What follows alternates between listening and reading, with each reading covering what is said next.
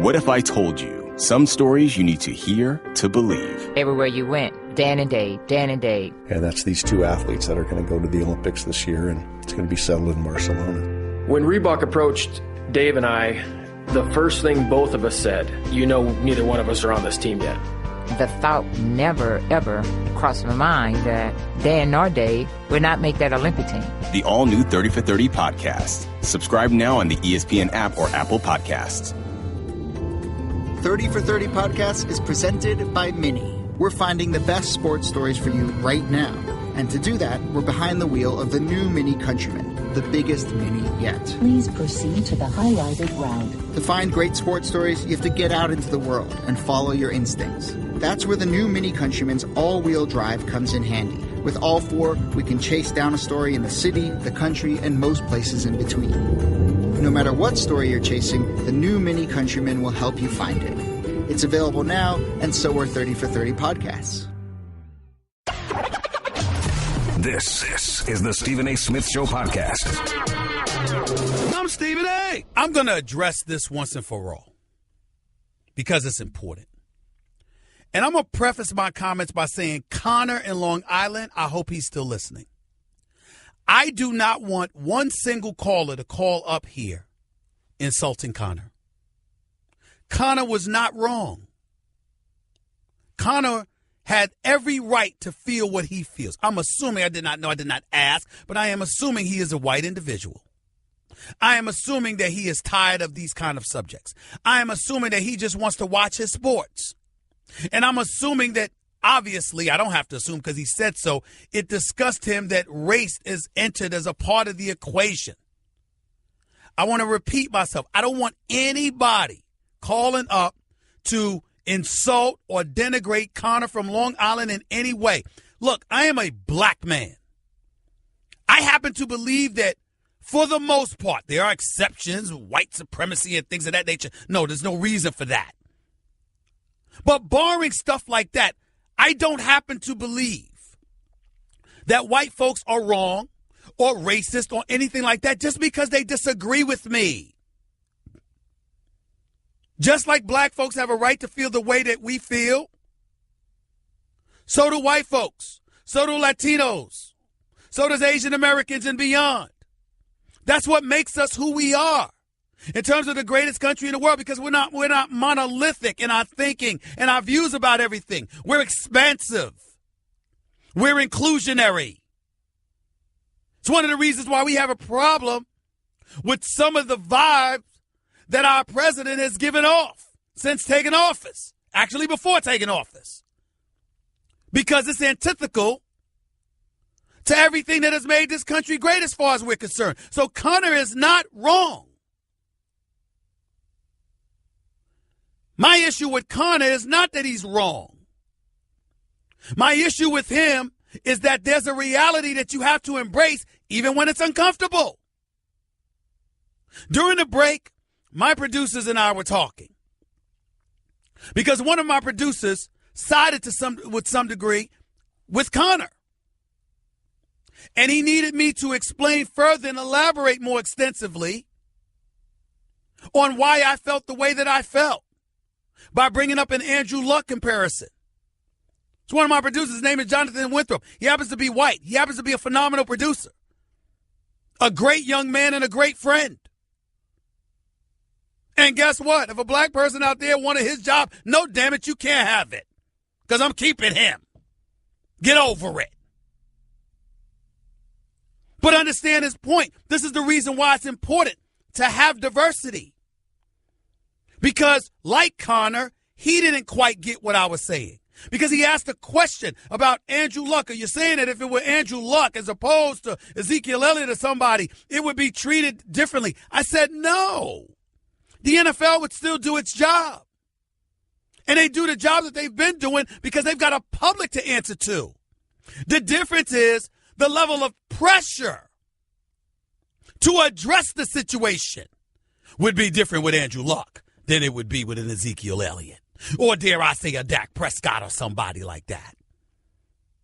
Because in this society, as I have articulated on many, many occasions, in the world of corporate America, history has shown us that there is this penchant, this insatiable appetite.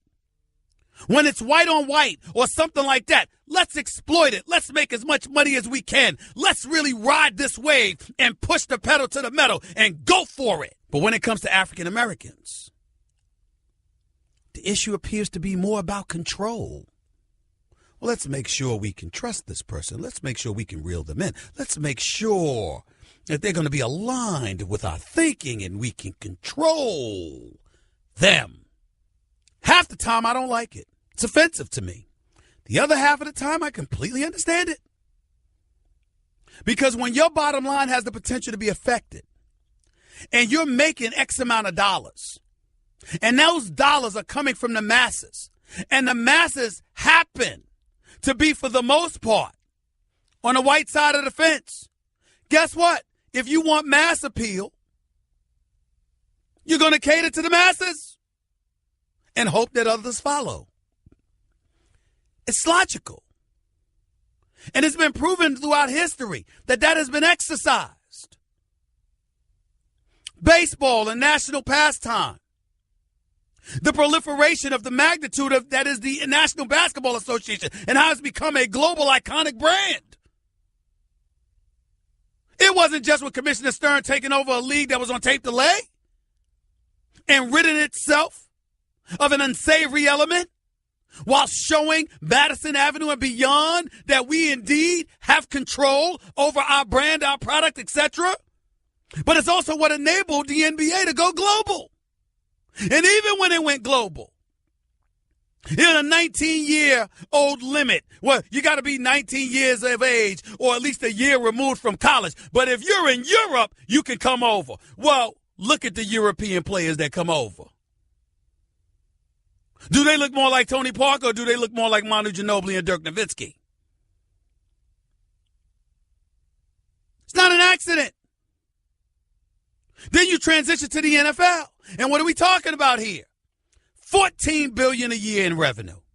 Projected to be $18 billion shortly. By the year 2027, according to the NFL, Roger Goodell, it could escalate as high as $25 billion a year.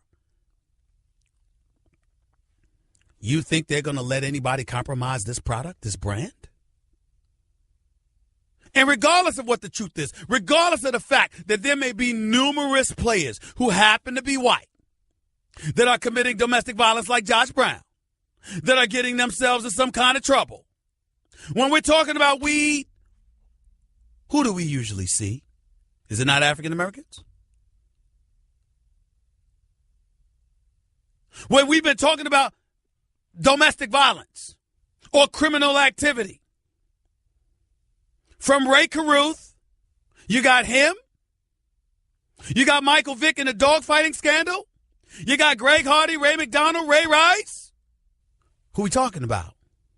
Again, I'm not talking truth. I'm talking perception. I'm talking how things look. I'm talking about the way things appear and how it can ultimately impact your bottom line. There's no escaping this. Why do you think I'm on the air raising holy hell? It's not because black folks don't know how to act. It's because we do know how to act.